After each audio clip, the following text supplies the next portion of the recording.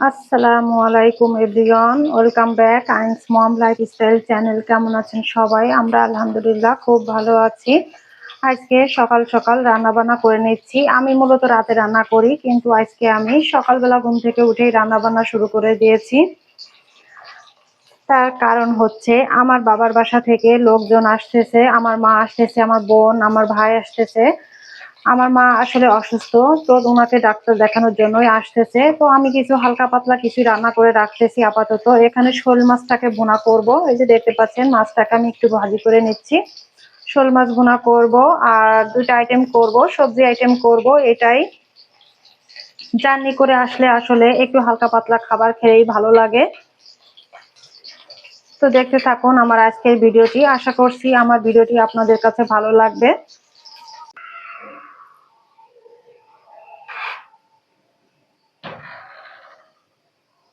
মা বোন ওরা এসে মূলত এই রুমটাতে থাকবে, তো আমি কোনো রকমে বেডশিটটা চেঞ্জ করে দিয়েছি, বালিশের কভার চেঞ্জ করা হয়নি, ওগুলো আস্তে ধীরে করে দেব। আমি একা মানুষ, রান্না করতেছি, আবার এই কাজগুলানো করে নিচ্ছি, তো আস্তে ধীরে আমি রুমটাকে গুছিয়ে দেব।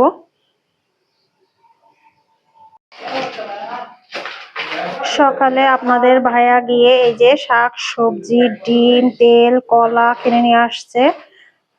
গরুর মাংস কেনা হয়েছে, সেটা হচ্ছে ফ্রিজে রেখে দেওয়া হয়েছে।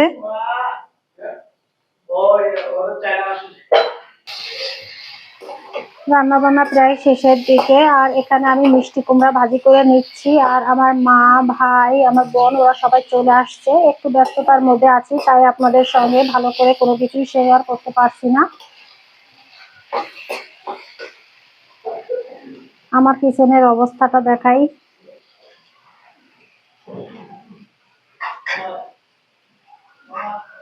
সব কিছু এলোমেলো।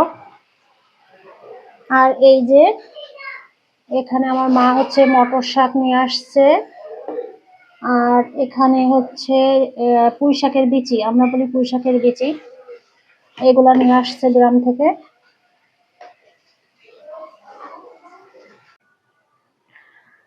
এখন আমি রাতের রান্না বান্না শুরু করে দিয়েছি। এখানে হচ্ছে পুঁই শাকের বিচি সেটা ভাজি করে দিচ্ছি, আর গরুর মাংস রান্না করব। এইটাই করব। আমার মাকে নিয়ে ডক্টরের কাছে গিয়েছে, তো এখন বলতেছে যে সে অপারেশন করতে হবে, তো আগামীকাল হয়তো অপারেশন হতে পারে।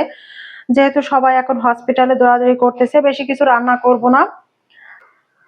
আর এই যে গরুর মাংসটা হচ্ছে ধুয়ে ভালো করে রেডি করে নিয়েছি, এখন গরুর মাংস রান্না করব। সত্যি কথা বলতে ভিডিওর প্রতি কোনো মন নেই, তো যতটুকু পারছি ততটুকুই করতেছি।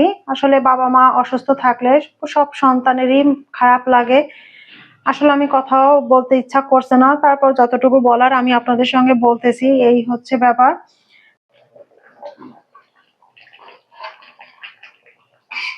এখানে আমি মশলাটা, মাংস রান্না করার ক্ষেত্রে আমরা যে যে মশলা ব্যবহার করি সবকিছু সুন্দর করে কষিয়ে নিয়েছি। তারপরে যে মাংসটা দিয়ে এখন আমি কষিয়ে নিচ্ছি। তারপর আমি এটাকে একবারে প্রেসার কুকারে কয়েকটা সিটি বাজিয়ে নেব। ঢাকা দিয়ে রাখবো আধা ঘন্টার জন্য। গরুর মাংসটা আমি রান্না করে নিয়েছি অফ ক্যামেরাতেই। আজকে আসলে সবকিছু শেয়ার করার মতো মন মানসিকতা নেই, আর ভিডিওটি বেশি কন্টিনিউ করব না, এখানেই শেষ করব। সবাই ভালো থাকবেন, সুস্থ থাকবেন, আমাদের জন্য দোয়া করবেন। আল্লাহ হাফেজ, আসসালামু আলাইকুম।